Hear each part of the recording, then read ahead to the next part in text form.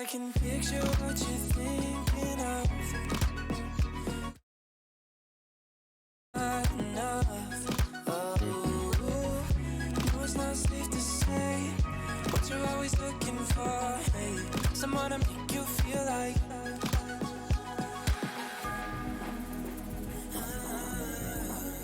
Don't wanna think of all the who's that you can pick and choose for. I wanna make you feel like.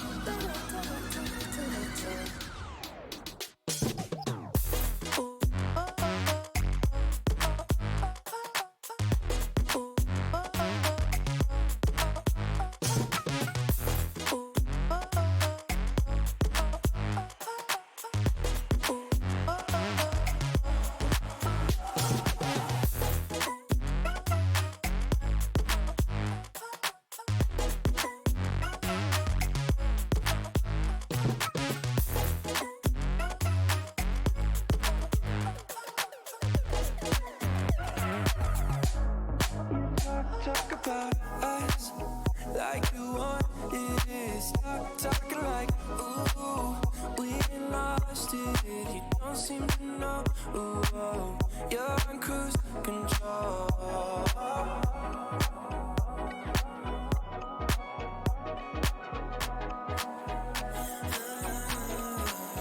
Don't wanna think of all the rules that you can pick and choose for. I wanna make you feel like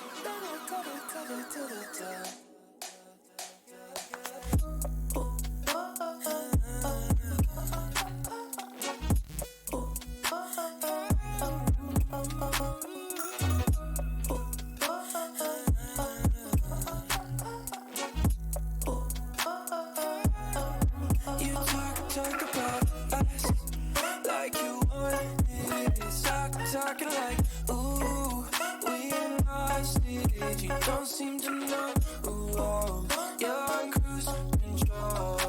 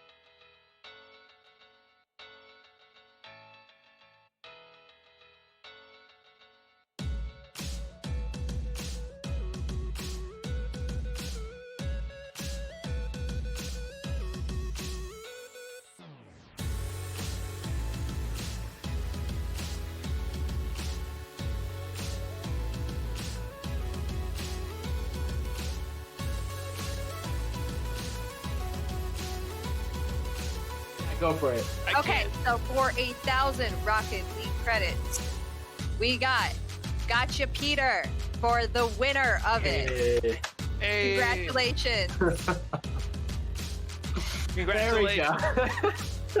Esports College and Career Pathways we are dedicated to helping gamers, players really improve their game, whether at the collegiate level like we are today or as a career. Go to your buddy and be like, hey, I got paid to play video game and get good grades. What did you get money for? we really want to give a foundation for gamers to come in, express themselves in their own way, give them a competitive base setting, and provide them with the equipment necessary to, thrive in that competitive setting.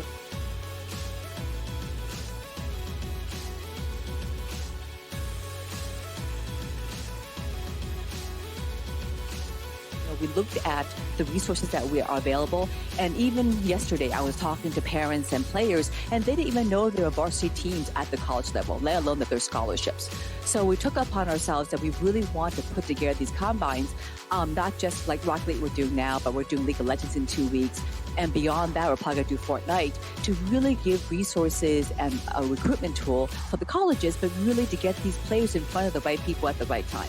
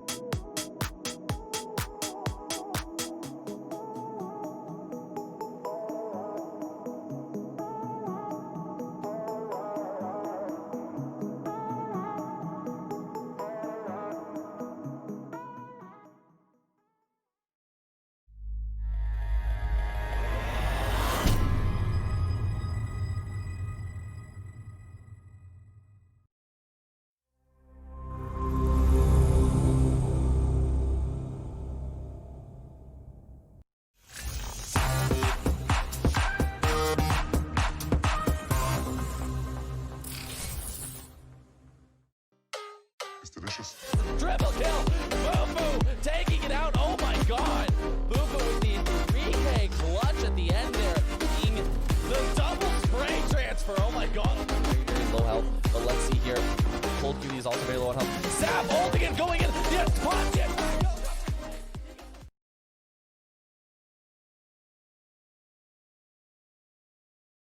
Hello and welcome everyone to the Golden Coast Invitational, sponsored by Esports College and Career Pathways. I'm Kanashi and I will be your host for this week and hopefully continuing on throughout this event. We have some great collegiate Valorant action coming for you guys all over North America. Once again, this is week 6 of our 9-week event, showcasing some of the great talents that we have in the collegiate scene. We are sponsored by Esports College and Career Pathways. They help support players and college organizations in the esports community. And this invitational is an example of how they help out with college esports programs and players. They also sponsor Hive, which supports women's colleges in the United States. For more information, please follow them on their website and social medias, and at esportsccp.gg. And once again, make sure to follow RU Esports and turn on notifications so you won't miss any of this collegiate Valorant action. Today, we still have 2 scheduled matches for you guys. We're going to be bringing you a lot of teams that you've seen before. So our first match is going to be out of the East Central Division, as the University of Waterloo is going to be facing off against Kent State University. And after that, we have more action from the Arizona SoCal Hawaii Division, as the University of San Francisco faces off against Pepperdine University. Our first few weeks of this tournament, once again, are going to be played in a best-of-1 format, and also in a round robin where all the teams are going to be facing off against each other, and the teams with the best record will be moving on into the playoffs, into our main tournament, which will begin on November 29th. These schools aren't just here for bragging rights, by the way. They're also here for the competition, and the prize money, once again. So first place is going home with $1,000 and the title of Golden Coast Invitational Champions. Second place will be going home with $500, and third place will be going home with $250. We have a great show for you guys. Once again, let's hone in on our first match, which is going to be the University of Waterloo versus Kent State. So Waterloo Gold will be rolling out with Toph. This is Crown, Damo, Vex, and Rodzi. This team has a wide range of players from Diamond to Radiant. And currently on the bracket, they sit at number 1 with a division record of 11-0-1, and they are just looking to just solidify themselves there. Meanwhile, their opponents, Kent State Esports, will be rolling out with Frosty, Louis, Ty, Shenanigans, and Spirited. This team has a wide range of players from Diamond to Radiant. This team currently sits at the 6th seed and are looking to make a run for the playoffs. So the question for everyone today is Waterloo going to keep hold of the crown, or will Kent State be able to dethrone them and start to make a run for the playoffs? Once again, we have a lot of people who are used to seeing these teams. And, you know, 2 of those amazing people happen to be Arties and Brody, who are going to be joining us on this. So go ahead, guys. Take it away. Take the coverage. Hey, thank you so much for that, Kanashi. And yeah, I am super excited for today's games. Specifically, you know, Kent State and Waterloo. I remember from Waterloo, you know, Vex, the blind one-eye gamer, and then from Kent State, you got that 6'7" Shenanigans Radiant player. What about you, Brody? What do you remember from these 2 teams? Well, I want to thank Kanashi for his beautiful intro, like always, and I do remember Waterloo being very dominant, and I think it was week 4 when they played. And they definitely, I think it was like a 13-7 win, so it was a huge win for them. Definitely not a surprise to hear that they are top of their division. So they definitely want to continue that dominance with beating a pretty decent team in Kent State. And Kent State did lose on stream to Purdue Gold the week we did cover them, but a huge win for sure if they do take down the top of their division, Waterloo. So I'm excited to see what happens in this game. Absolutely. The thing is that both of these teams are extremely competitive in nature. You know, they both have Radiant players. They also both have a lot of Immortals on their team as well, and just great team play. I remember specifically from both these guys, you know, just this insane cooperation and coordination between all the members. And so, yeah, I'm really excited to see. This is going to be a very, very high-level match and a very, very hype way to start off our mornings here as we wait to get into the lobby to see what the team composition for the first match here on Bind. We do have a Radiant showdown between Shenanigans and Damo, and we did, I believe we did see this match, or we did see Bind being played out by Waterloo last time, where they did take the win, and Damo was extremely useful on the Omen to get that map in such a dominant way for them. So very interested to see how consistently he's able to perform, and to see if Shenanigans can shut him down. Just got a message from the studio here. Apparently, our observer got disconnected from the match. So I guess we're going to be waiting a little bit. Luckily, it's the very beginning of the match. We hadn't even loaded in nor had character selection come in yet. So I think we're going to take a small technical break here while we reset things up. I think that we have to restart the match for that, so sit tight with us while we figure this out, folks. Really sorry for that. We will get things up and running as soon as possible. I mean, that's fine. I think there's still stuff to talk about, you know. I wasn't really done, so I'll take the more time. I was gonna mention, I think we saw Haven between Kent State and Purdue Gold. I just checked, so it was Haven. So we haven't seen this team on Bind, but we're actually in the game now. Okay. Oh, wow. we're in. Well, it looks like we missed a bit though. It does look like we missed. I was just about to mention bit Louis, and he here. killed 3 people. So let's see how this ends. That's incredible. Still, unfortunately, waiting for the feed to really come back to us here. But yeah, let's. I guess this is all you here, watching a 1v1 now. Oh, you don't between, see it? No. Here we go. Now I do. Okay. Cage triggered. We are in the 1v1 on pistol. No more charges left.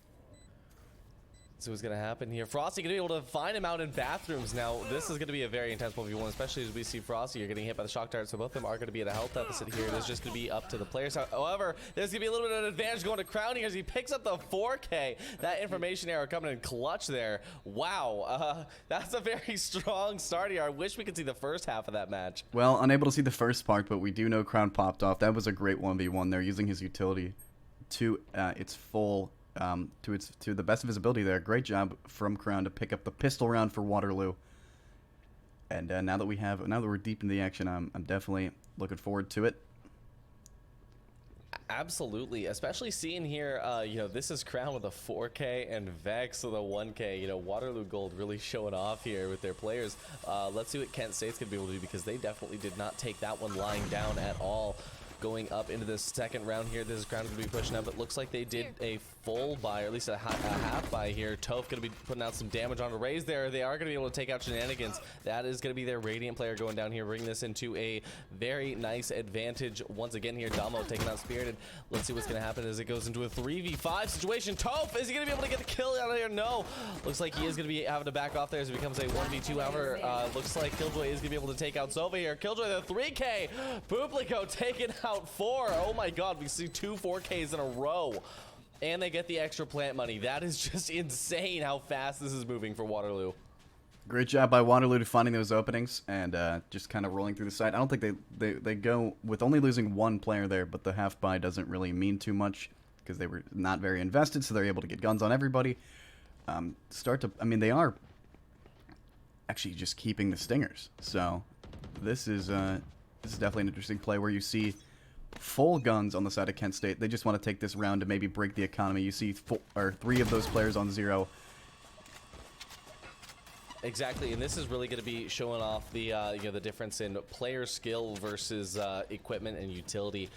So we've got 5 Singers versus 5 Vandals here, and yeah, definitely we're watching Waterloo do the best of their ability here with saving these, and that's really the best way to play these when you win those early rounds. And Kent State is going to be doing a lot as well. That's they did the right thing after they lost the pistol round, saved up enough to buy these Vandals, and let's see if they're going to be able to put them to use. Ty the guy going to be spraying out through that Omen smoke. Not going to be finding his shots though. It's going to be kind of hard to hit anyone in there, but yeah, looks like Kent State is really going to be limited here in what they can do. Oh, but that's a big pickup there. We see Reyes go down immediately inside. It is going to be bringing this into a 5v4 here. Kent State finally going to be picking up a little bit of a nice advantage. Nice double kill by Spirited on a Crown of Publico. Both of the top frags on Waterloo here. That's incredible. let's go ahead and see what they're going to be able to do now. It is going to be the 5v2 situation, and once again, Waterloo just down to 2 stingers here. It's going to be hard pressed for them to actually get any kills up here, especially as they do not have spike control. Going with whatever smokes they have left, are they going to be able to get the spike? Looks like Jet was able to grab it and dash back out. We're going to be seeing the information arrow go out. Toph is going to be able to take it out before it is going to reveal them, but let's see what's going to happen. We see Kent State rotating around and trying to find time, but unfortunately Waterloo just does not have the time to plant here. I think Kent State is going to be showing off that yes, economy does matter here. Shenanigans taking out Toph here to round it all off. Spirited picking up a 3K, and that is going to be ending the 3rd round here. And yeah, great round by both teams. Flawless is not the thing that they wanted to, or not the thing Waterloo wanted to see pop up. They wanted to take guns off the other team and damage their economy a little bit, but they find that unsuccessful. So we'll get the first full gun round here. That round, great job. Knowing that the B hits have been the strongest for Waterloo so far, they bolster up their B a little bit, and Spirited able to take down those players working in on long. They want to take these gunfights. They know that they have similar skill levels, so it's just kind of about who hits their shots, and so far it's been pretty even in that fact. Joke's over. You're dead. Absolutely. Oh no, Toph getting hit with that tracking dart almost immediately here. Let's see what they're going to be able to pull off. Flank. Kent State going to be rotating around, but ooh, the ult definitely giving them some good information there. Spirited finding out exactly where some of the enemy team is going to be sitting, and the attackers looks like that Waterloo is going to be trying to figure out where they're flushing out. They are still quite spread around on the objective. There we got Omen sitting in B mid. We do have Killjoy sitting in the back, just waiting for the call for where to go, and we see Toph attempting to push out a little bit, as well as Vex pushing out, trying to get one pick before they move out fully. But Frosty, the Cypher utility, just going to be holding it in. Oh, as soon as that shot goes out, you see Jet dashing in here. The Raze nade is going to be finishing him off. Frosty going to be going down here. This ground going to be taking out Louis as well. We see this already go down to a 3v5 here. That is absolutely incredible energy and communication coming out from Waterloo here. Shenanigans is going to be able to take out this crown though, but Damo going to be trading it right back out, bringing this into a 2v4 situation. Looks like Spirited in just going to be coming up next to Sova here. Let's see what they're going to be able to do. He's flashing his own teammate here. That's not good. He got Toph and Vex both picking up 1 kill, taking out Spirited and Ty, and that is going to be the end of that round. What a great round for Waterloo. Perfect A execute comes through. They lose no one. They get those 2 quick picks, and then they basically have the site to themselves. There's no reason they should lose that. They lock it out perfectly with those smokes. And I mean, if you're Kent State, maybe a save is in order there, but I guess they do still have the economy to bolster these guns. So it doesn't really seem like it's going to matter too much, but great stuff from Waterloo. Their attack is looking very strong so far on both sides. Let's see how Kent State is able to react and maybe shut them down. Maybe they need to see how they shut them down here. So. Yeah, and you know, Kent State, though, if they do lose this one, it is going to be hard for them to come back with the economy. They used their last economy to buy on this round, so this is going to be a crucial round for them. Especially great job by the Sova there, going to be revealing the enemy team. They're getting a lot of information there on Waterloo to find where they're at. Spirit going to be doing what he can with the information, throwing a fireball to kind of slow that push out there. The entire team is going to be pushing out there, and Killjoy is going to be ulting. So let's see Spirit. He's going to be throwing up his wall, doing what he can to buy some time. Looks like the entire team is going to be backing off there. Kent State going to be trying to not get taken by that. No detainees. See Vex using that flight technique, not going to be finding any kills there. Toph is going to be able to take out Shenanigans though. Crown going to be ulting as well, going to be finding a little bit of damage as Damo takes out Ty. It's going to be now a 3v4 as Spirited picks up Damo. Let's see, the spike goes down here. Spirited still holding in this corner here, trying to do what he can. Toph going to be utilizing all of that utility here. Crown taking out Louis, and once again we're down to just Spirited, and we see Cypher as well going to be alive, but Frosty. Let's see if he is going to be able to take these refrags as they go onto the site. It is going to be a little bit of a difficult push, especially as that Sova drone going to be coming out and giving away that both the team is going to be sitting in there.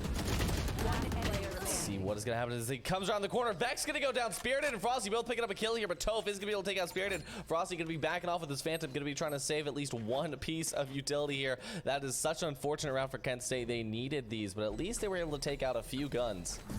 And they are going to be at least saving over one gun here, but definitely something to mention is the Kent State does have the Cypher instead of the Killjoy, so we didn't get to talk about this because of the technical issues we had at the very beginning of the map, but we do have a Cypher Killjoy on either team, and the Cypher here, something is very curious to me, is why is he playing A site?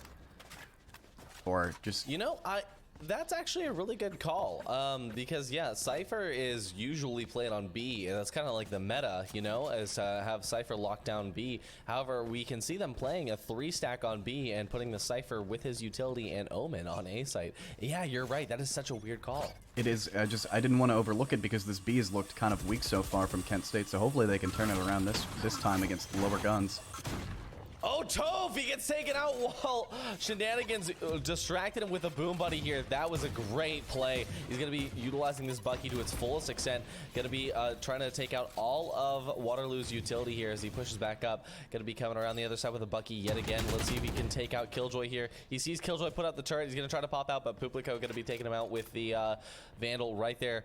Gonna be going back to safety here. Vex gonna be pushing up, but does he know that Omen is deep? He looks like he is ready for that Louis pick, and Louis was ready for it as well. Gonna be able to take out Vex. However, Louis at 5 HP. That blind is gonna come out in clutch there. Unfortunately, though, Publico is going to be able to take him out in the end there. It did save him from Crown, but it did not save him from the other. So it is going to be down to a 3v3 right now, and let's see where they're going to be able to find these frags. Publico going to be planting in default here, and let's watch as the entirety of the CT team comes out of heaven here onto Damo. Nice frag there. Crown going to be holding from you all. Let's see what he's going to be able to do. He has a little bit of information. He's going to be able to take out 1 and 2. The spray transfer, and Frosty going to be the last man standing. What is he going to be able to pull off here? He sees Crown. He sees Publico. He knows that they're both in there. He gets revealed though, so that's definitely going to be putting him in a disadvantage here. He misses those 2 headshots. He's got 50 HP. They're all at 50 HP right now. Let's see what he's going to be able to do with 7 bullets in the chamber on the Phantom. He's pushed in deep here. He misses it. Unfortunately, he does not have any more chances left, so he is going to have to pull back and save this Phantom yet again. Another save coming out from Frosty here. Probably the better the choice. He had limited time, limited health. But, I mean, they're going to chase him down here. Might actually be able to maybe find him. Now he's going to hide behind this B site here. Something I definitely want to mention is we saw shades of it last time we saw this team on Bind, but even though Damo has not really been super in this match so far, you've seen the rest of his team be able to pick it up behind him. His Crown has had himself a great half so far. Been very crucial in finding both the picks and giving his team a lot of information on Sova. So, definitely, currently the best player on the server is Crown, and hopefully he's able to keep this form up, and maybe even the rest of Waterloo starts to kind of get into the match. This might be a runaway. Absolutely. Crown is really showing off here because not only, like you said, not only is he just completely fragging out, but that information is really coming in clutch, and you can really see that, you know, the team is playing off of it. Looks like, I thought we were going to see a pretty great play there, but we just saw some teasing going on from Waterloo. Toph going to be pushing in here, fighting Shenanigans. This is the kind of the fight of the century here. Both of them missing their shots, which always makes me feel better when I see a Radiant miss their shots. Let's see, he is going to be popping off the other side here. Shenanigans throwing that boom buddy. Unfortunately, not going to be able to find him. Toph fell all the way back here. Shenanigans waiting for the right time to peek out with his gorgeous Vandal skin. Unfortunately, he is going to be able to get taken out by Toph there, which is going to be a nice pickup for Waterloo. Not that they need any more, you know, nice pickups there with a 4-round lead, but let's see where they're going to be able to push out. Looks like they got the pick on B, but they're going to be choosing to rotate over to A instead. If they were to run out right now, they would only be meeting a little bit of resistance from Frosty, as we're waiting for Omen to come all the way back around. And let's try to watch what their strat is here. Looks like they're going to be pushing 3 through main, and then they've got that Jet pushing up through bathroom. However, that Jet is going to be revealed by that Cypher cam. Unless they can time it right here, Frosty going to be distracted by these traps. And Killjoy teleporting through B. Are they going to be taking the bomb B, or was that a mistake? Looks like Damo going to be taking out Frosty here. That means no more Cypher cam, which is going to be allowing Jet to get on the site. However, the bomb has to rotate all the way back around. Louis going to be taking out Toph here from heaven. That's going to be very detrimental, but this Crown going to be taking out Louis as he jumps off. Waiting, it's now going to be a 4v2 here. The bomb gets planted back down. Looks like it was a mistake. Publico going to be able to come all the way back around and get the plant down. Ty seeing him on boxes. Let's see if he's going to be able to get the headshots. No, he misses those taps here. His Crown rotates back around here. Is he going to be going for the save? Let's watch. So we do see Damo going to be sitting on the site there, and Ty the guy really just trying to find out where he can get these frags from. We see Spirited up in heaven trying to find any bit of information here. He gets a little bit of info, seeing Damo getting revealed as well, but Vex gonna be taking out Ty. Spirited just gonna be doing what he can. I think we are gonna be seeing another save come out here for Kent State, but wow, I just love the synergy here with Waterloo. Oh, we're not gonna see a save. He's gonna get hunted down. Oh yeah, the triple peek there onto Spirited and to end the round there.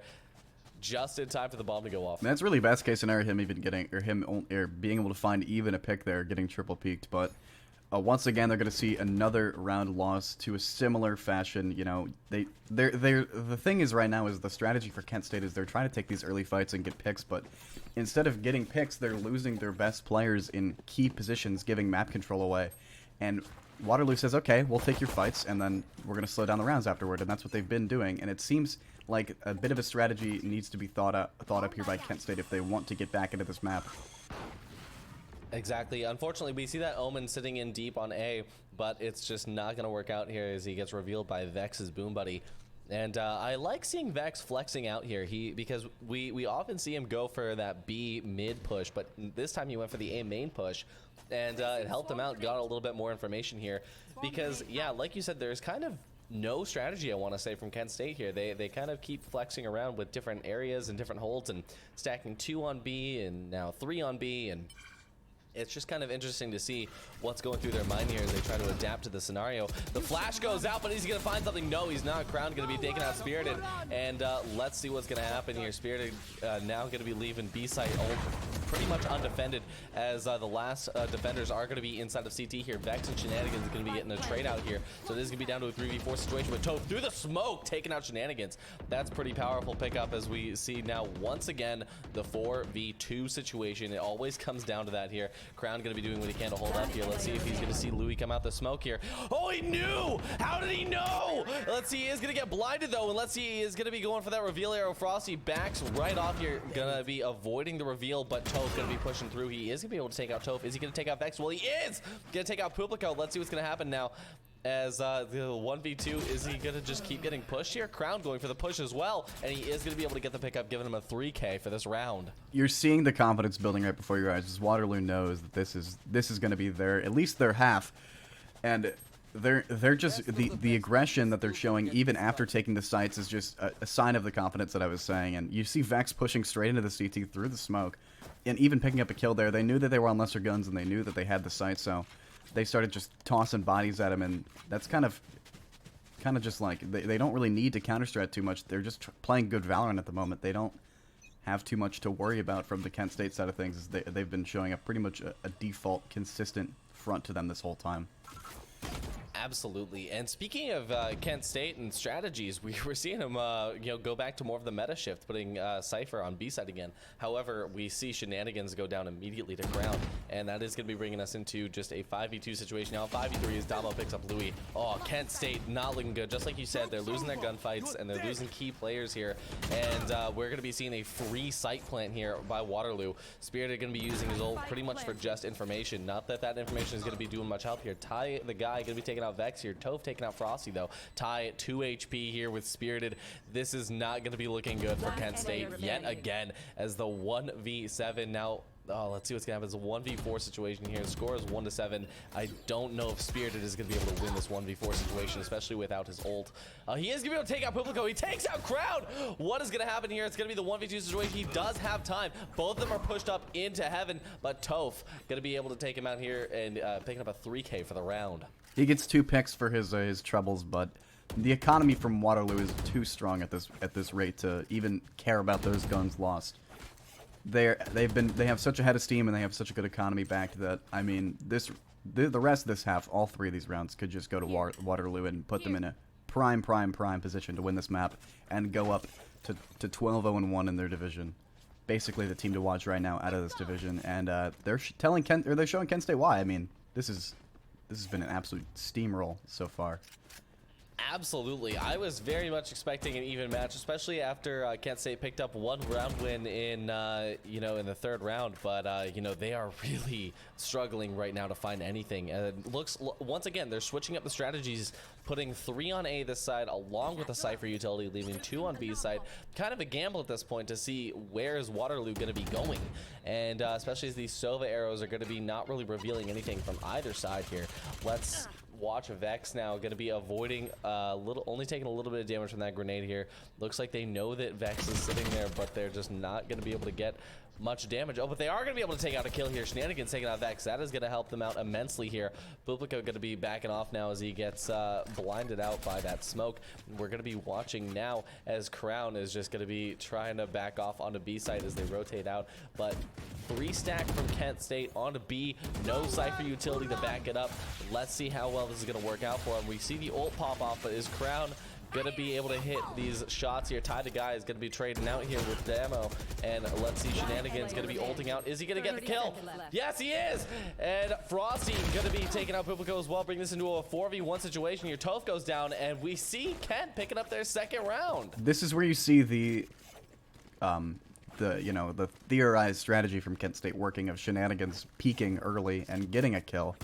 So keeping him alive is absolutely crucial if they want round wins, but he's been losing his opening duels a lot, but that time he doesn't, and they ended up picking up the round. The man advantage from Kent State was good there. They put the players in the right spots. They knew that it was going B.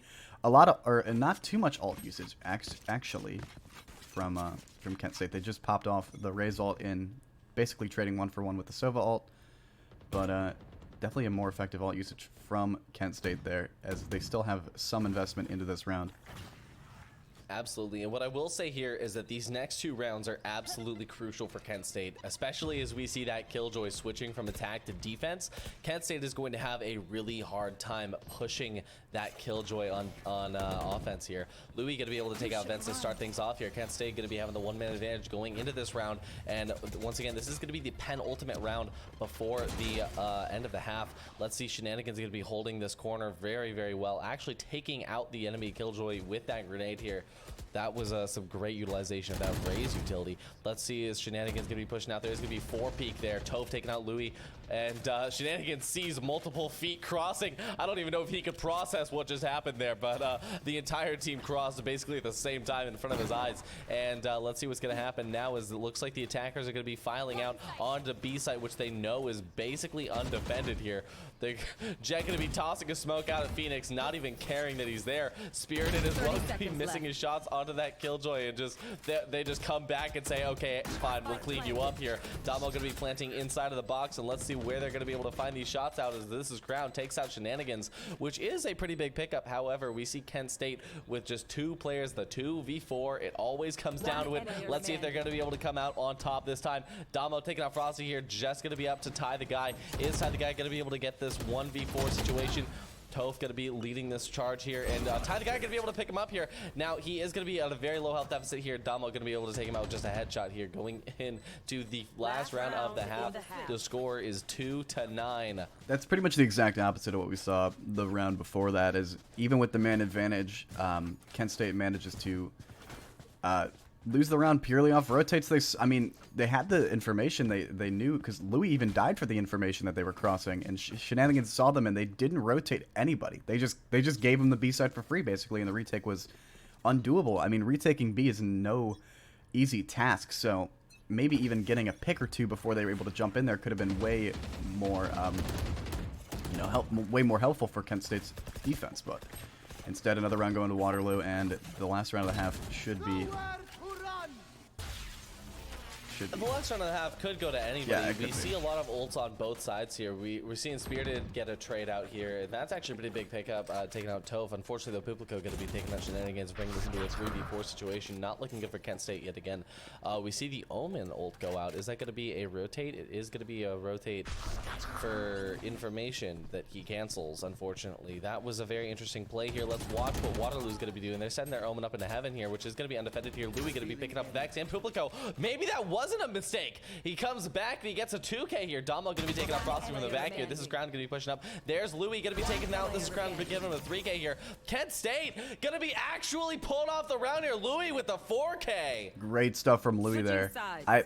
He was somebody I wanted to talk about before the map started. He did show a great performance against Purdue Gold on the map Haven, and he's been extremely crucial in making solo plays that have been, giving his team a lot of rounds. I mean, not a lot of rounds, but giving his team stake in these rounds that have been overwhelmingly looking like a Waterloo win. So I think they have a bit of momentum going into this half. I mean, I don't think the game is entirely over, but Waterloo should be able to, like you said, with the Killjoy, mount a stronger defense than their adversary, Kent State, here.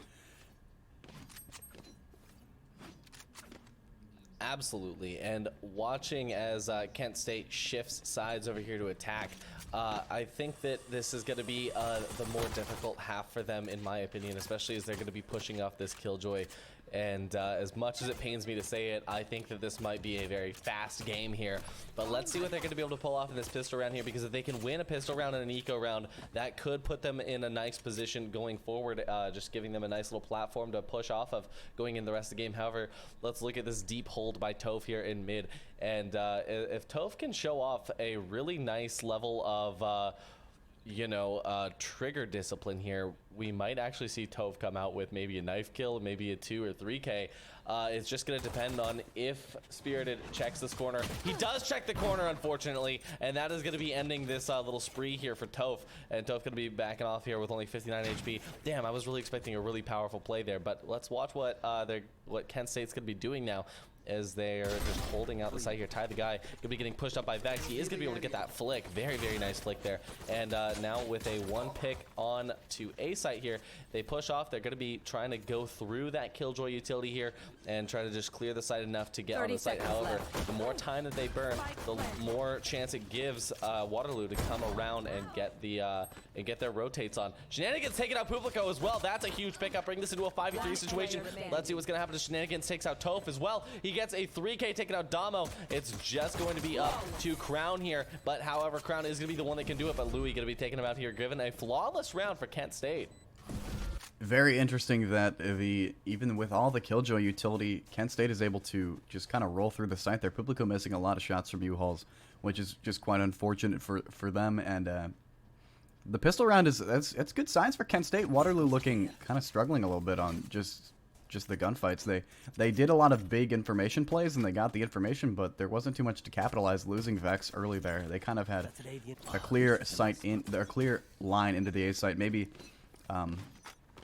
when they saw the mid, when they cleared out Toph, that they thought maybe it's a B hit, so they wanted Vex to push for information, and that was kind of ultimately their undoing.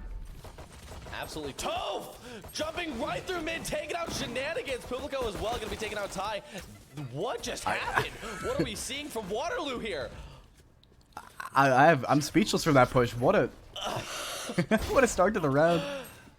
That was insane. Damo coming out on top, though, taking out Frosty here. This is just crazy. Watching now is Toph going to be rotating around here on the A site.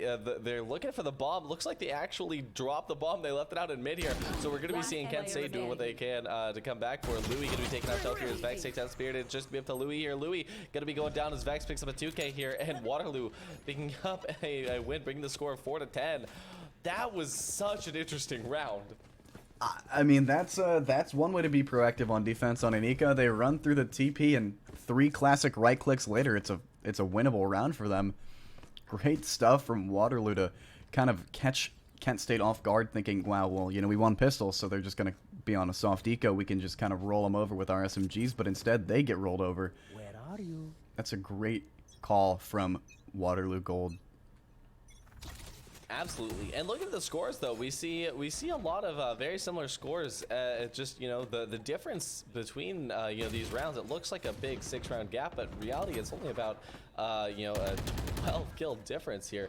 Toph going to be taking out Frosty to start the round off. Let's see what Kent State's going to be able to do as they take out Damo here, bringing this into a 4v4 situation. Shenanigans, 22 HP remaining, but he is going to be on the push here, coming back, seeing what he can do to find out with the rest of his team. Watching out Publico just barely dodging that, and we are watching as Vex going to be basically holding the site solo.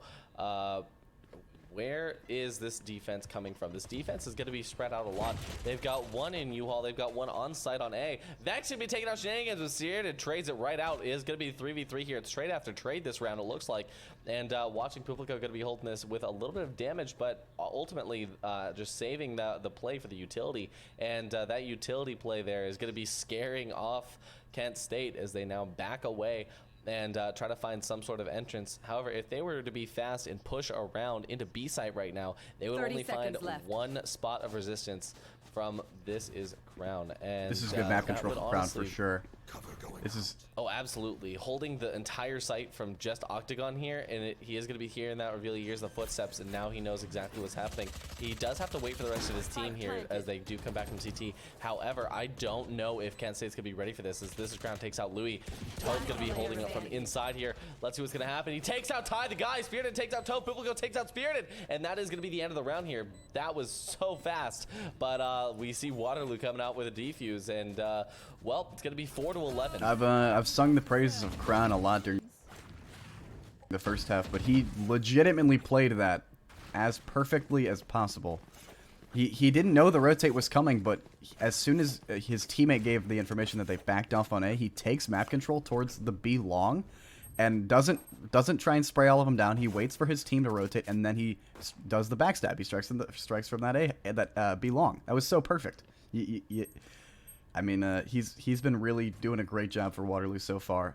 Even though it's an 11-4, it's been the kills look pretty even, but Crown is definitely still the star in this current map. Oh, absolutely. Crown really just doing work here. And let's just watch. Nice deep hold there by Jet and Omen from Waterloo. Let's watch now. Kent State going to be doing what they can to push out. Looks like they're going to be stacking 3 on B. Met with an equal resistance on B site here.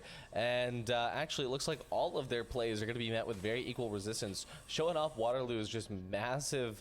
You know, they've got these big brain plays as they go out. Vex coming up from behind. What's going to happen here? Unfortunately, he gets taken out by Spirited. And that push did not work for him. Spirited just waiting for it, basically. Toe picking up a 2K immediately. That is going to be turning the tides here, bring this into a 3v3 situation. Crown going to be hearing the teleport come across. Let's see what's going to happen. Pupilco going to be waiting. He sees a lot of the utility come out here. Spirited going to be doing what he can to just push through. Frosty getting damaged a little bit by his teammates' wall as he goes for the plant. Let's see if Pupilco's going to be coming out from the back to cancel it. No, he's not. He's going to be sticking in U-Haul here. Very interesting play. Let's see if Frosty's going to be pushing him in U-Haul here. It looks like he's about to get double peeked. And Pupilco is going to be able to take out Frosty here, bring this into a 3v2 situation. Absolutely winnable by Waterloo here. Absolutely winnable by Kent State as well. They can pick the skill up, but Damo going to be able to take out Spirited here, leaving it up to just Ty the guy. And he does get revealed a little bit before he sneaks into this Omen smoke. And I think that's going to be the end as the grenade goes out to him and he has to push out. And that is bringing us into match point here for Waterloo. Great retake there. They basically saved all the utility they really needed for that retake, and then they just methodically picked off each of the Kent State players one by one. I mean, they started the fights with utility, and a retake was doable for them. So great job from Waterloo. Still playing just great consistent Valorant in this entire GCI so far, and this map is no different.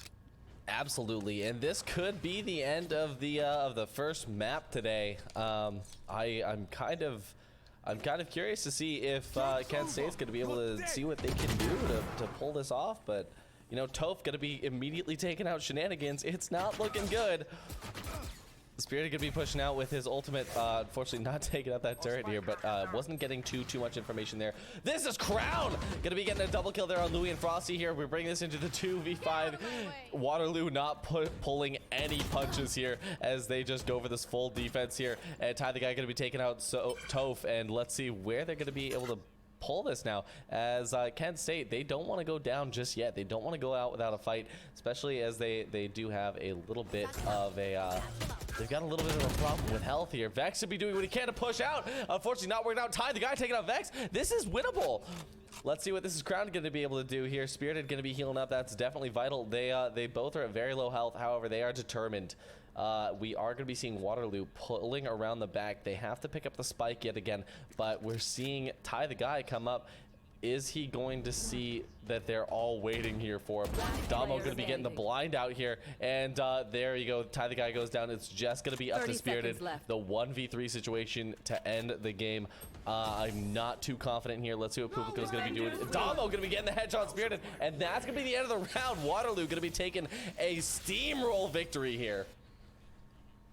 What a filthy way to end that game from Crown. I mean, he just peeks from Octagon into B long and just annihilates the rest of that. That was just that push such an interesting game. I think the main takeaway from that was that Waterloo just super confident, super pushy. And Kent State, you know, they saw it coming where you know, they kept getting rolled, but they would just have these one-round comebacks where they just get a flawless victory, and then nothing. I don't think there's too much to say regarding that map. I mean, Bind looks like a massively strong map for Waterloo, and they're definitely a playoff team topping their division. I mean, another strong win from them. They are ones to watch. I mean, for the rest of the league, the round robin, the playoffs, everything. So I'm interested to see what Kanashi was able to gather from that map. My notes are kind of blank, not gonna lie. It was pretty quick. What the thing that I saw the most coming out from here, and I wrote it in like all caps, it is Waterloo is not respecting Kent State at all, and it is just because they're playing with such confidence. And like after the first couple rounds, we saw it. The only reason they lost round 3 was because they didn't buy up. They decided to, you know, wait on the eco, fight them on round 4, and do it that way. And yeah, they were playing with confidence and they were controlling the tempo. That is two things that, if you watch Waterloo, they played on offense. They either pushed the tempo super quick so that they think, oh, okay, they're gonna rush the site, like they're into rushing, or they played default where they just waited it out and said like, okay, we'll find picks here and there, we'll execute when there's like 15 seconds left on the clock. And that's just the way how they played. They played nice and slowly they played together. There's a couple of things, once again, like Brody pointed out on round 12, where Kent State had the they TP'd Louis up into heaven on A side in order to get a different angle, and they ended up winning that round. And going into that half, I felt like that was something that could have helped them push a little bit further. We saw that momentum carry up a little bit into round 13, where they did take the pistol round. But at a certain point, it's like once Waterloo kind of gets guns and gets like position and tempo, it's kind of difficult to come back. You're kind of mentally boomed. So yeah, Waterloo's definitely going to be a team to look out for. You know, now at a 12-0 record, it's something that they want to keep going. They want to keep that tempo pushed going on into the rest of, you know, the season and eventually into the playoffs and finals.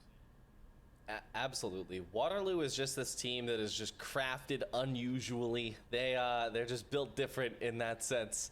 And, you know, I think that they just capitalized on the fact that Kent State never had a single solid defense that they stuck with, and they just kept adapting round by round. And yeah, I'm super excited to see them in the playoffs. And Brody, any final thoughts on that match? Not really. I think it was a little underwhelming from what we expected. Just looking at it from a, you know, on paper ranks and stuff, but it makes me excited to see Waterloo down the line, because they're a team that just plays, you know, to their strengths, and that's about all I have to say, really. All right, well, that will wrap it up for the East Central Division for today. We're going to be taking a small break, but when we come back, we will be watching the match between the University of San Francisco and, let me make sure that I don't get this wrong, it is Pepperdine University. So stick around, we will be back with that match in a little bit.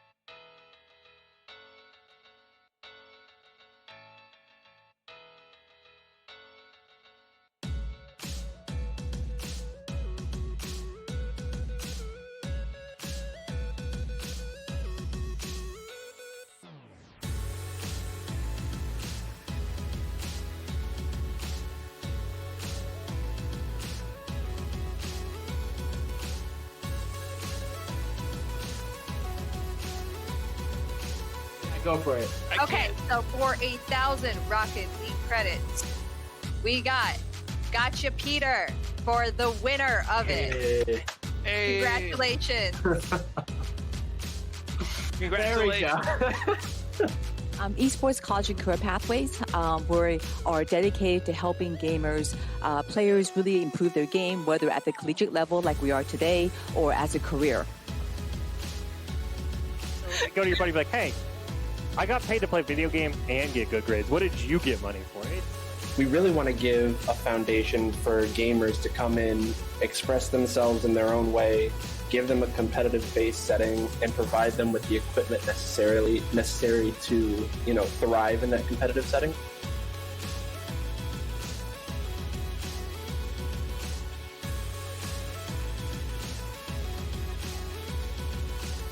We looked at the resources that are available, and even yesterday I was talking to parents and players, and they didn't even know there were varsity teams at the college level, let alone that there's scholarships. So we took upon ourselves that we really want to put together these combines, not just like Rocket League we're doing now, but we're doing League of Legends in 2 weeks, and beyond that we're probably going to do Fortnite, to really give resources and a recruitment tool for the colleges, but really to get these players in front of the right people at the right time.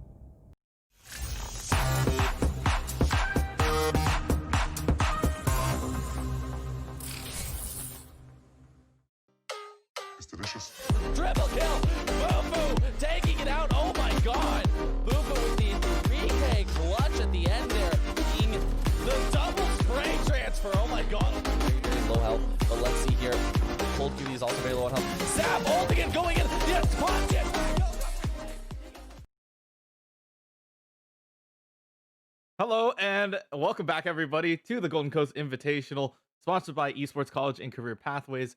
I'm Kanashi, and I will be your host for this event so far. We still have some great collegiate Valorant action for you guys. We just finished the match in the East Central Division between the University of Waterloo Gold and Kent State that ended in a 13-4 in favor of Waterloo. But yeah, we are getting into week 6 of our talent showcase here, and once again, everything here is brought to you by Esports College and Career Pathways. They support the collegiate esports scene and try to bring programs and assist everybody with their esports career. They also help sponsor Hive, which supports women's colleges across the United States. For more information, please follow them on social media and at their website, Esports College and Career or esportsccp.gg. So today we are going to be rounding out the rest of the match for today. We have a good match coming out of the Arizona, SoCal, Hawaii division, as the University of San Francisco is going to be facing off against Pepperdine University. This first week of the tournament is going to be a best of 1 format, where we play kind of in a round robin, where we see the teams with the best records moving forward into the playoffs, which will begin November 28th, which is a Saturday. It's going to be a little bit different, but we're getting a lot of action done then. Okay, so these schools aren't just here for bragging rights and competition. They're also here for prize money. The first place team will be going home with $1,000 and the title of the Golden Coast Invitational Champions. Second place will be going home with $500, and third place will be going home with $250. Once again, we have another really great match for you guys coming up between the University of San Francisco as they face off against Pepperdine University. The University of San Francisco will be rolling out with Kaha, Envious, Cape Holster, Zeph Z, and RG14. This team has a wide range of players from Diamond to Immortal, and USF is trying to make a run for the playoffs as they currently sit in the 5th seed of their division. And now for their challenger is going to be Pepperdine University or Pepperdine Esports, with their starting lineup of Scapegoat, Bacon Nugget, Plum, Mo, and Rugged. The team has a wide range of players ranging from bronze to plat, and are looking to get better playoff positioning going into these final weeks here. I know that these guys are playing with, fire and insane amount of gameplay. They have the drive, and their dreams of a playoff run is gonna have to start here, as these two teams are going to be clawing their way for playoff positioning. And once again, to cover this, this claw fest, it's gonna be Arties and Brody. Fellas, go ahead and take it away. Thank you so much for the introduction, Kanashi, and yeah, I'm really excited to get in on this game here. And going back from the last game, we said that both of the teams here on paper, very similar ranks, very similar skill levels. Clearly, skill level and rank isn't everything. And going into this match here, both of these teams are quite similar on paper, but let's see how it's going to stack out here, going up in the next match. And yeah, Brody, what do you think? Like you said, skill like competitive system, what it tells you your skill isn't everything, and that came to fruition when we saw USF play last. I thought they played some of the best Valorant we'd seen so far in the GCI, not even being the best team. And I think them being in 5th is a little surprising to me, because they played so well last time we had them on stream. I think their teamwork was so fluid, they looked great, and I want to see some sort of consistency as they play on stream again against a team that on paper they should really roll over. And I think RG is going to lead his team today, as he is the resident Immortal, to a nice clean victory, hopefully.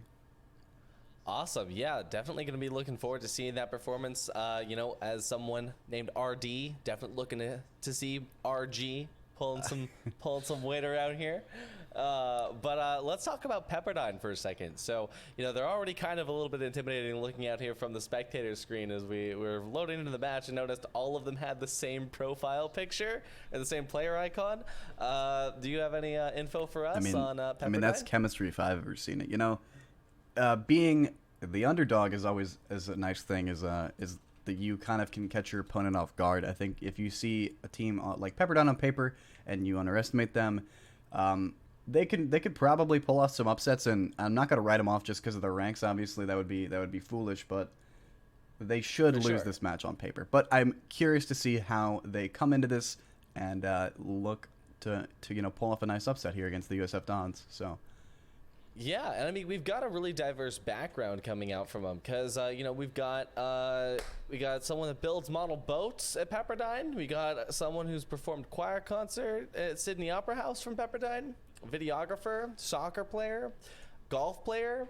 I don't know if they're, let's see how they are in Valorant. Got some diverse hobbies. Add that to the roster. As we wait to load in here, it looks like we are going to be finally getting into the match here. The map is going to be Haven, and let's look at the team compositions here. Luckily, we do have time for that this half, and we are going to be seeing the Sentinel composition be a little bit different from usual. We're seeing a Sage get pulled out here, so we see Sage and Cypher on the team of we have a Sage on attack. That is going to be. We have a Sage. We have a Sage on the side of Pepperdine. 6 weeks. That is insane. 6 weeks no Sage. Yeah, and so it's very, very nice to see that coming out here, and USF Don's going to be pulling out just the a very rugged and tried and tested team composition here with 2 duelists, 1 initiator, 1 controller, 1 sentinel. I'm just curious to see how Pepperdine's 2 Sentinel composition is going to come out for them, especially as they're going to be trading out one of their duelists for it. So we just see, 1 duelist, 1 initiator, 1 controller, and 2 Sentinels. That is definitely going to help them on the defense side of things, but let's see how it's going to help them out as we get started in our offense half for Pepperdine here. And going to be starting off with a little bit of a gunfight here, going down into A long here, and it looks like the entirety of Pepperdine is going to be stacking out onto A site here.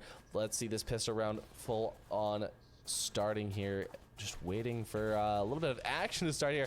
Nice utility here. We see the Cypher utility coming in clutch here. RG14 gonna be the first to go down. Mo picking him up here. Gonna be bringing this into a 5v4 situation here. He can't hit him. Be doing what he can.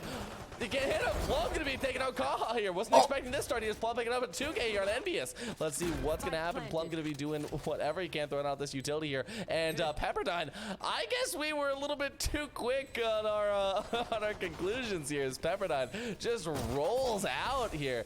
Let's see what they're gonna be able to pull off now. Watching Mo back off here instead of reloading, he's gonna be picking up a new gun. Does have to reload anyways. FC gonna be leading the push in here, taking out Sage with the frenzy, and K-Poles are gonna be getting a trade out here, but we are going to be seeing Pepperdine come out on top here with a 3-player lead, and wow, what an insane start to the match. mean, yeah, we kind of underestimated them, as I was saying. They could come out and really catch the enemy team off guard, and that's what they kind of did. Just a full, a long push, and such a fast push that RG14, I don't know why I said 13.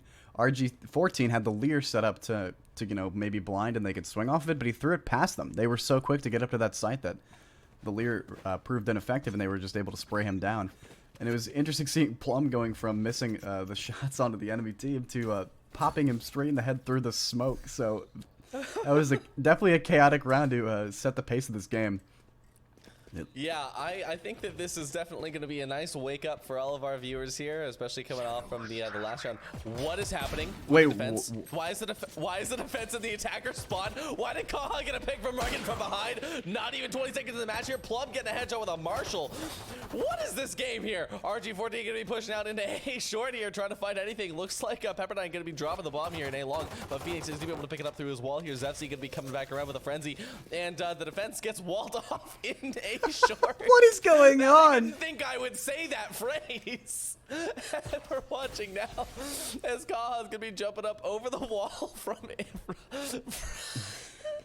Okay. watching. This is a very strange start to this round. I love this. This is where the Sage actually kind of comes in handy. In the weirdest of circumstance. I think that because Sage is just so unused in Pro, I think that that's why Pepperdine is able to pull this off right now, because I don't think SFU knows what to expect right now. We see the flash come out. Here's the wall drops here. Watching now as the entirety of the attacking team pulls out. It's going to be a trade, though. 2-2. What's a no-scope? 3-3. Going to be a no-scope with a Marshall. Bring this into a 1v1. Going to be down to Envious and Plum. Let's see what's going to happen here. Envious looks like he's going to be walking around into A site here. Plum going to be backing off off on a B site here. Now, as Plum gets the plant on a B site here, NBS is going to have to now rotate through. Looks like he's going to be choosing to go through the middle of the site here, while Plum is going to be waiting just in back. Doesn't know where to expect it from. Wow, what an incredible round we're seeing so far. We can finally compose ourselves as we're into this deep 1v1. And Envy is trying to get as much information as they can before they actually engage. Yeah, watching the Marshall going to be coming in clutch here, doing a little bit of damage here. Unfortunately, Plum is going to be getting revealed here. NBS coming around with the Spectre, going to be picking up that kill there. And we are bringing the score in 1-1. What an insane round there. They make the call to push through the spawn. I mean, I don't know how they expected another A long push. You know, they did it on pistol and they're going to do it again with Spectres, but they're able to take so much map control, get all the information to just come behind and pop bacon nuggets in the back of his dome 2 times to drop that spike and turn that round into absolute chaos. I just was not expecting that. I looked at the minimap and I was like, I thought the attackers start off as red. Yeah, the minimap was so confusing. I realized that the whole team was right behind him. I mean, that's insane. Looks like Plum bought up here 1 Phantom, and they're just going the hero Phantom strat with the 4 classics. So let's see if they can get any value out of this. Absolutely. They're just going to be saying, hey, you're our top frag here. Get us some guns. We need some. And we're going to be watching now. NB is going to be trying to get some information here. Going to be able to find a lot of info. That's actually going to be detrimental to Pepperdine's push here. Let's watch what's going to happen. SFU going to be doing whatever they can now to just kind of, you know, hold this off here. Now they know where the attackers are going to be coming from. Omen as well. I think he saw the Cypher out in B. And RG14 going to take out Rugged here as Kaha takes out Plum. Kaha getting a double kill on Bacon Nuggets as well. Let's see what RG14 is going to do. Comes through and takes out Mo as well. Going to bring this into a 5v1 situation. Kaha cleaning up, taking out Scapegoat. And that's going to be a flawless round for SFU. Or, sorry, USF. Here's the aggression I kind of expected coming into this map. USF pulling off... They know that they have the confidence, so hopefully we're going to start to see some mojo, you know, from them hitting their shots. Good stuff from RG14, clearing out the mid window. And Kaha already up there with 6 frags already, so good stuff from him at the start of this match. First gun round, though. And Plum's going to be on the stinger, seeing as he invested into that Phantom last round, which didn't bring any value as it was a flawless one for the defenders. Absolutely, yeah. We're seeing a full gun round, just 1 Stinger and 1 Spectre on either side here, and that is going to be changing things a lot. Now, let's watch what's going to happen. No frags just yet, but we see lots and lots of utility. RG14 going to be just lining up, getting ready for this. Plum as well going to be backing around, looking just to see where the push is going to be going towards. Kaha going to be sitting here getting flashed out A-long. That's going to give the team a little bit of information here as the entirety of Pepperdine pulls out onto A site here. We see the Phoenix ult go out here. We throw in that wall over the box here. Kaha going to be taking out Scapegoat and the ult as well. Let's see if Mo's going to be able to find time to go through here. Rugged going to be taking out RG14. Kaha taking out Plum. Mo, he sees it through the smoke. He's going to get it. No, he does. Oh, he does end up getting it here. Mo going to be taking out Kaha as K-Pulser takes him out here. Going to be bringing this into a 1v3 here, and Rugged is going to go down, bringing this into 3-1 here. USF going to be at the top. 4 rounds, 3 A long pushes so far from Pepperdine, as that one was a little bit more dealt with. They're a little bit better dealt with than the pistol round, obviously giving them their 3rd round on the board. Kaha fragging once again, using his utility to the best of his ability, knowing when to swing out there, grabbing 2 picks, essentially canceling that Phoenix ult and also finding the headshot onto Scapegoat. So good stuff from him, locking down that A side yet again. And good rotates from USF to make sure it was a clean cut round. Absolutely, and Plum going to be starting off very, very early with that wall here, giving him a very easy push here, throwing that fireball up into the window, but Zepsi going to be taking him out immediately, utilizing that Phantom to its fullest extent. We see the Sova information node come out here as well. Mo going to be taking out K-Pulser here. This round was just extremely fast here. Zepsi going to be taking out Scapegoat here as he gets revealed, throwing out his fireballs. He now has it recharged here. Envy is going to take out Rugged for him, and we are going to be seeing the 4-2 here. Let's watch Zepsi going to be doing what he can now, healing back up with that wall. Mo going to be backing off a little bit here. What is that particle effect going off? Not sure, actually. I think that was... I haven't seen that before. I think that might be the Cypher... I think that might be the Cypher reveal, potentially. But let's see what is going to happen now. Bacon Nuggets and Mo trying to find out what their angle of attack is they push through. They're going to get spotted, though, by this camera for sure.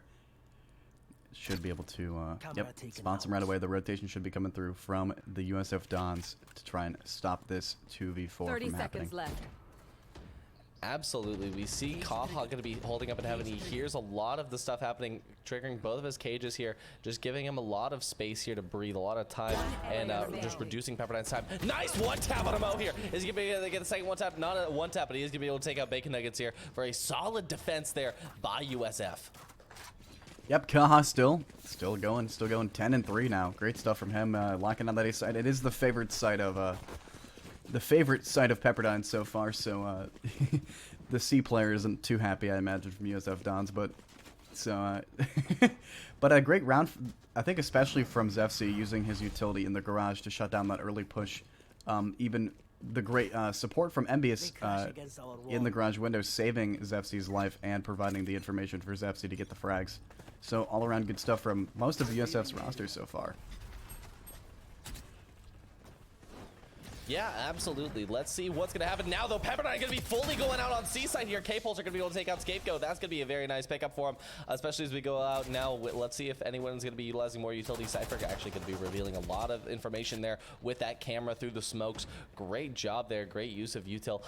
I think what he's going to try to do is utilize his ultimate here as he pushes up. NB is going to take out Mo, but Bacon Nuggets going to trade it right back out here, bring this into a 3v4 situation. K-Pulse are taking out Rugged here. Now going to be a 2v4. K-Pulse are going to be pushing out here. RG14 taking out Plum from the back here, but Cables are switching, but doesn't matter. Kaha's got his back here, taking out Bacon Nuggets here. That was a very interesting. You know, they switched pushes, you know. They switched to C-Long instead of A-Long, and they were not rewarded for it. I think C-Long is a little bit different than A-Long in a push strategy. It's way more difficult, way more, you know, much more of a funnel than anything, so great stuff. Yeah, from absolutely, because A-Long, when you pull off into that back corner, you know, you can kind of diversify what range that you're playing at, what angles you're peeking at. But yeah, you're entirely right. That C-Long is just kind of a funnel of hey, back in this corner, and then we got our team pushing from behind because we, you know, we're defense, but we're also in attacking spawn for some reason every round. Yeah, against full utility, you're not really taking that C-Long, and they did a great job managing that again. So we should an early ult. USF going to be going for the information push here. Zefsy going to be revealing that Pepperdine has an op, and that is going to be some good information for them. Plum going to be having to back off to heal. However, that op definitely not doing a lot of work for him just yet. Let's see if that will change up. Now this round is going to be interesting as we see 4 ults on Pepperdine and 3 ults from USF, and they actually was 4, but they already used one of them. So a lot of utility, a lot of weapons, and I'm just super excited to see if maybe this is the round that Pepperdine can come back. Mo going to be trying to use that cage here. That's going to reveal them, however. Zefsy and K-Pulse are going to be waiting for it, and Mo just gets gunned down here in the crossfire. Bacon Nugget's going to be able to take out Zefsy, but K-Pulse are through the smoke. That's great pings by the team here. Scapegoat taking out K-Pulse, but Envy is going to be taking out Rugged here in retaliation. RG14 going to be taking out Scapegoat as well, but this is into a 3v1 situation here. Let's watch what Plum is going to do. Plum is going to go down as well. RG14 getting the headshot, and that's going to be bringing this into 6-1. Indeed, and I think the fault there of the attacking side is just assuming the site was clear. I think Mo just walked straight up and tried to plant the bomb. Definitely, the ranks are kind of shining through a little bit on the side of Pepperdine, but hopefully they can figure out a bit of maybe they come up with some weird strats and maybe put a couple more rounds on the board before this becomes another steamroll affair. I don't want to, you know, caster's curse it or anything, but it might be too late for that, especially as we see USF picking up the op at the end of the last round here. Scapegoat going to be walking up here with Phoenix. I think they're going to be trying to push on a B site. They do actually have the entirety of B site to themselves here if they can just get past that Cypher util, which it looks like they're going to have no problem doing. And it's just going to be up to if Scapegoat is going to be able to get that Sage Wall up in time to block off.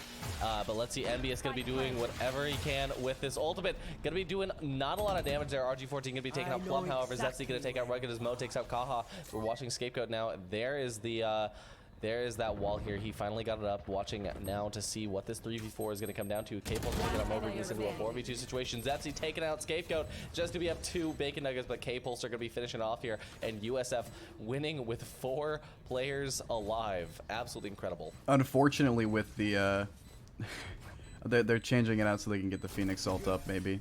There we go, yeah, another ult point for Phoenix. But unfortunately, the bomb goes down onto the B site with only 2 players from Pepperdine there. So the post plants are not really a thing when you have people trying to rotate from other sites to get back towards B where the bomb went down. I mean, they definitely got lucky, you know, seeing the site was open, but unfortunately they really couldn't mount a great defense because of the positioning of the rest of their team. Maybe a slower play could have netted them at least a better stake within that round.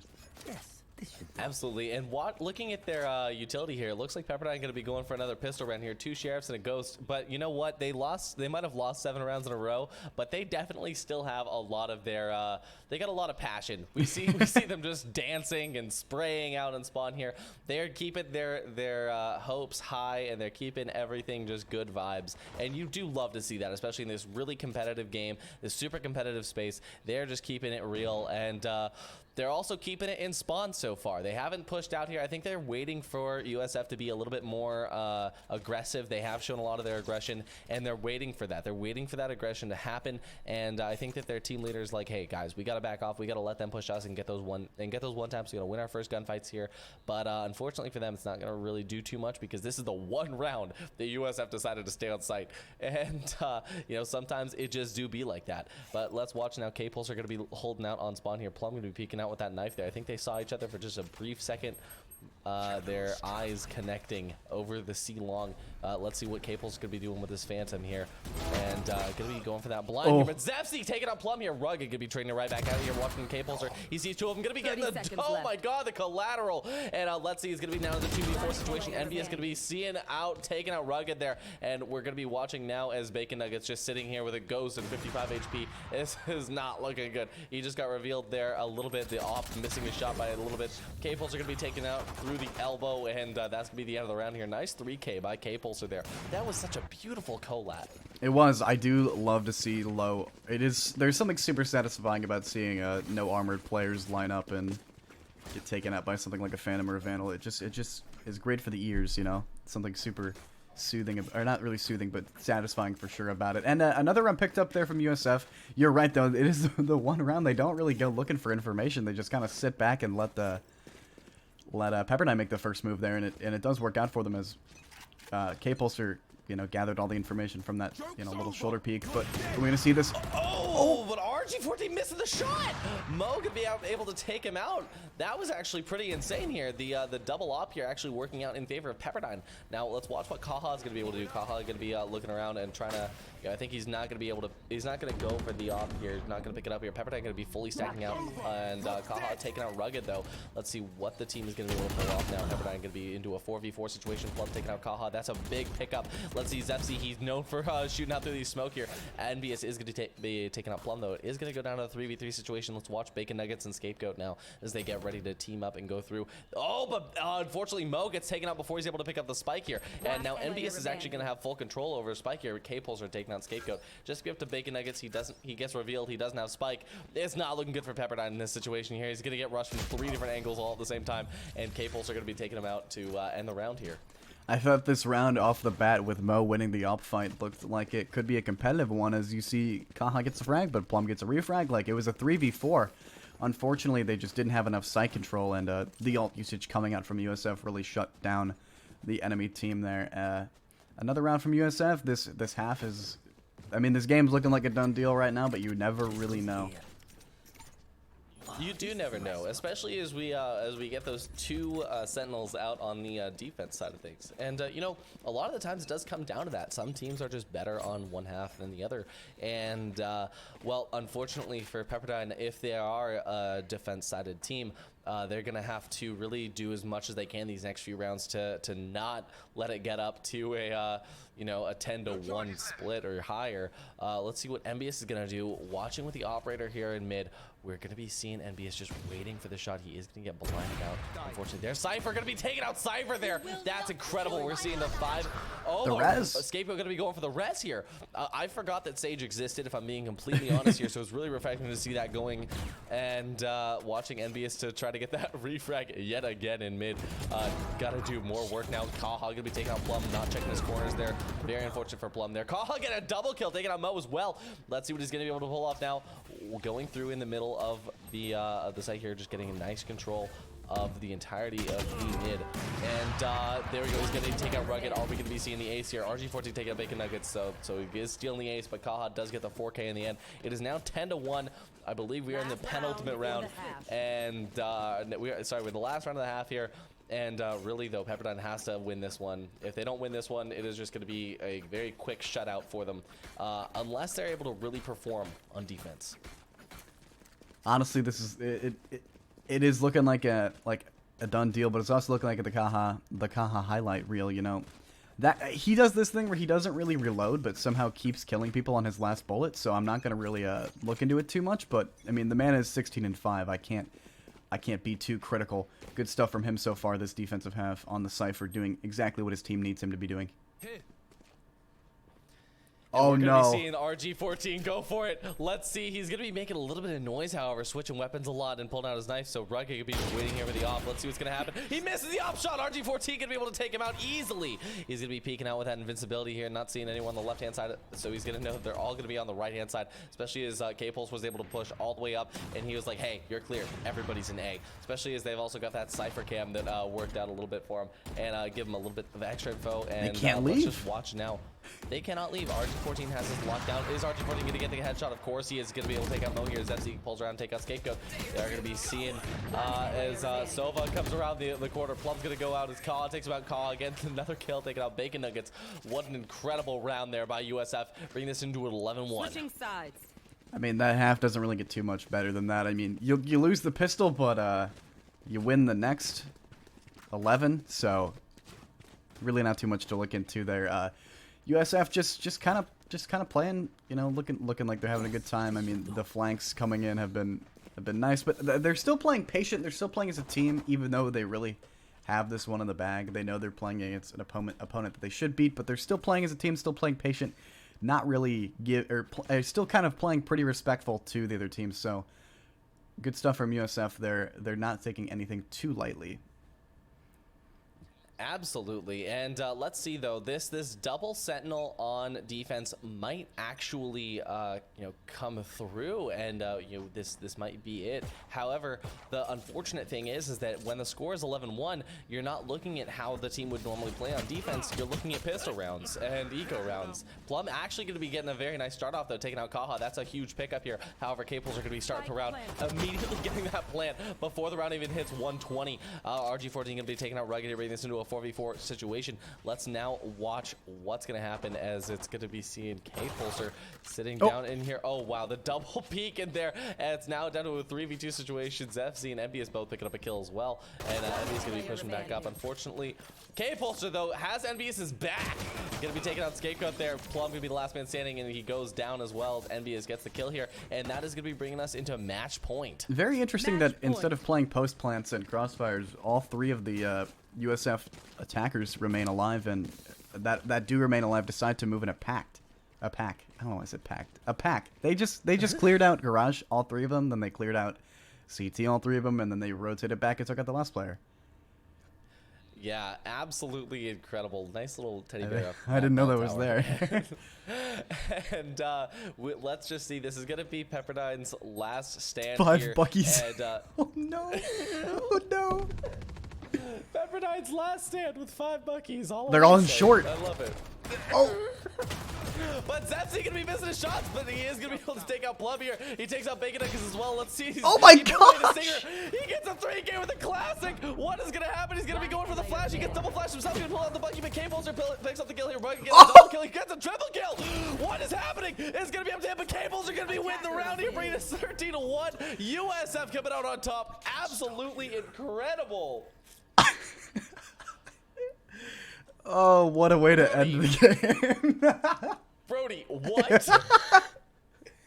That is an incredible way to end the map. Oh my goodness. I'm satisfied. Even though it was a 13-1, I am completely satisfied seeing the 5 bucky A short push and seeing 2 separate 3Ks from Zefsu classic jumping headshot Classic You right know- click. People, I don't know I can't even speak because of that round, honestly. Dude, that was insane. You know what's funny is, I mean, USF is such a great team. They are just built different. But Pepperdine here, they are manufactured abnormally. They've got this extremely interesting, coalition that. It worked. I mean, they got kills. They just, unfortunately, though, USF is just such a competitive team and such an incredible performer. It's unfortunate they weren't able to go farther, but that was just, wow. And Kanashi, what do you have to say about this? Oh, I'm sorry, bro. I was gonna ask Kanashi what he thinks about it too, because there's so much to unpack from that last round. Oh, that you couldn't have said it any better. Like, there are things that you can tell that USF has practiced. I'm looking at you, Robert. What's up? Good job on whipping this team into shape. But yeah, they are playing off of each other really well. They use utility, and then if they get tagged by a Sova Dart, it's just swing and kill immediately. If they are in smoke together, they find one person, they make sure that they peek each other's corners, they always have each other's back. So USF is just really good at like holding that together. We saw them take advantage of the fact that Pepperdine likes to push A long really quickly. So they would go behind them and just be like, okay, stay here for a minute and a half. You're in timeout until, you decide to peek. So they really did take advantage of that. Obviously that last round, yeah, 5 Buckies. 5 Buckies into, 2 separate 3Ks, like Zeph Z with a right click. It's just like, I really wished that we could have seen a Bucky round like that earlier. I feel like here's something that I saw like earlier in a game where a team on round 2 entirely bought shorties, right? It was an eco round. They all bought shorties. They sat on one site and they just waited for the team, and they had like 1 round to give. So essentially, like, they just sat there with just shorties and they just waited for the team to walk in, and then they're just like, okay, we clip you here. We take whatever guns you have, and then if you don't push the site, we save.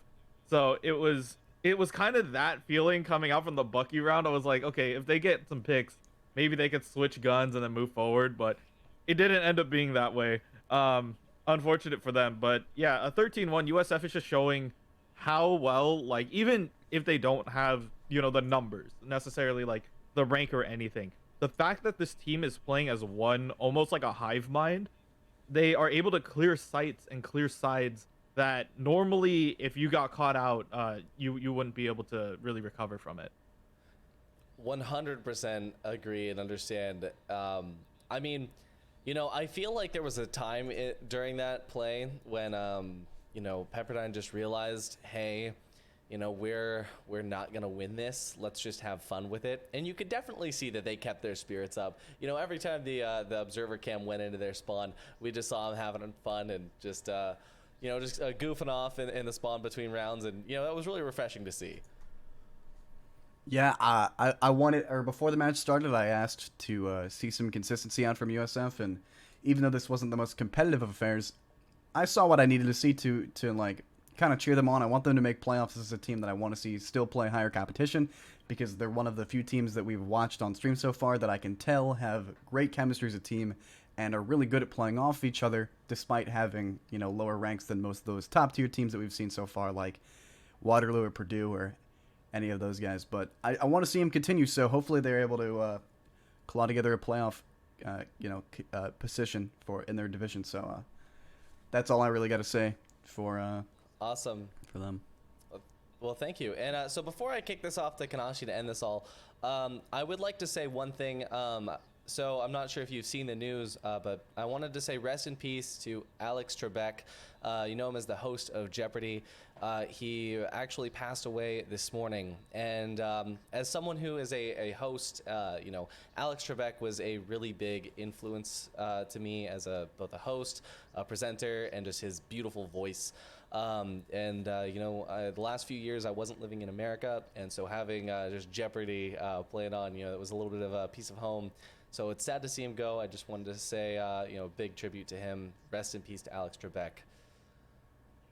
Yeah, that's honestly a great way of, ending this whole thing off. He's like one of the hosts that, um, he's been in the game forever, and he's he's just really a good inspiration to a lot of us, especially us on the desk, showing us, how to really present ourselves when it comes to games and, just really interesting trivia that you wouldn't know otherwise. It's the only reason I turn on my TV for Jeopardy. So exactly, 7 o'clock, boom, Jeopardy.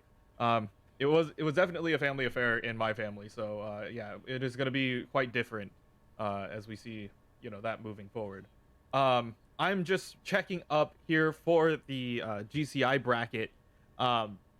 With the University of San Francisco taking this win, they're actually tied with San Diego State University Black for position 4. So they have to continue moving up. The top of their bracket is UC Irvine and Manoa at the moment. So those two teams have number 1. If USF wants to get there, they have to get to one of the top 2 slots. So it's kind of a difficult climb, but it's going to be one that if we do see them again, I'm definitely looking forward to it. Absolutely, I'm also going to be looking forward to that. There's just a lot of top performers that are going to be lining up in the next few weeks. So, guys, please be sure to follow here and tell your friends. You know what time, you know what channel. Kanashi, please take it away, and thank you so much for watching. So yeah, once again, before we sign off, I would like to thank LMU, San Jose State University, the Academy of Art for organizing this tournament and showcasing all of the great collegiate talent that we have here in North America. Big thanks to our production staff once again, V-Flight for giving us all the Tactibears. I know it's something that a lot of people don't know about, but they are on every map if you take the time to find them. V will do it for you. That is a cheat sheet. I am going to keep that up. Once again, I want to thank, Wits for putting together all the production staff, Blue Jay and Techie, and everyone else who's been involved in this in order to get these teams together so that we could bring you a great show. And most of all, thank you everybody who is on stream right now, listening in, tuning in, to just watch this. Your participation really does bring a good light to the collegiate scene. And last but not least, we want to thank our sponsor, Esports College and Career Pathways, for helping us out with the prize pool. Make sure that if you guys want to keep up with all the collegiate Valorant action and see a lot of the other teams that are going to be playing here, make sure to follow RU Esports here on Twitch and turn on notifications so that you don't miss any of this amazing action. Once again, tune in next week. It is going to be Sunday. We're going to slowly get closer to that playoff. And yeah, that is going to be starting on November 28th. So as we are slowly climbing towards the deadline, we are going to be seeing a lot more higher end matches and matches that lead and matter going into playoffs.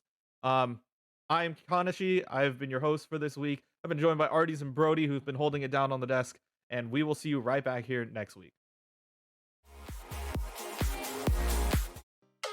It's delicious. Triple kill! Boo-Boo taking it out. Oh my god!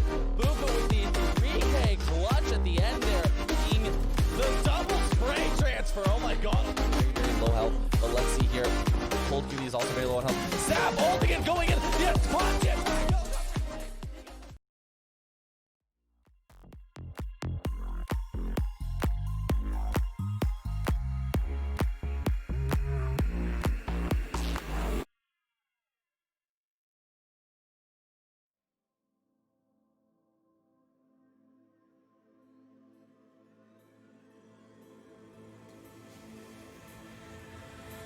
When we look back into the sun.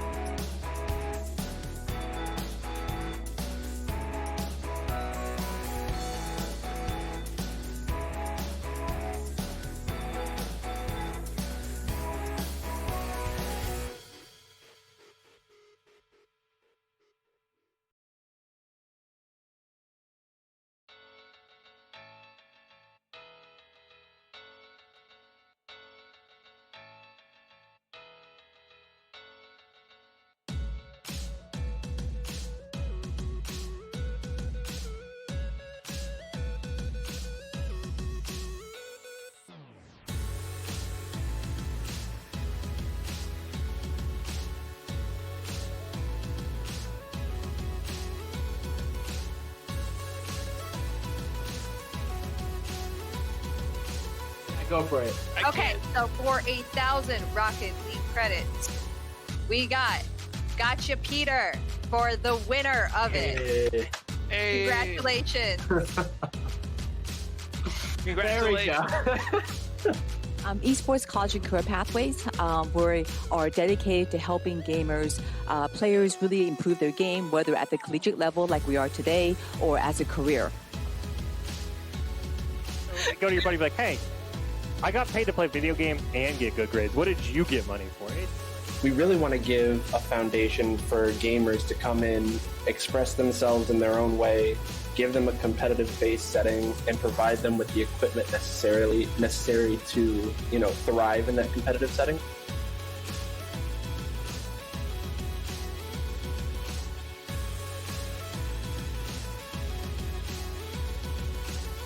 We looked at the resources that are available, and even yesterday I was talking to parents and players, and they didn't even know there were varsity teams at the college level, let alone that there's scholarships. So we took upon ourselves that we really want to put together these combines, not just like Rocket League we're doing now, but we're doing League of Legends in 2 weeks. And beyond that, we're probably going to do Fortnite to really give resources and a recruitment tool for the colleges, but really to get these players in front of the right people at the right time.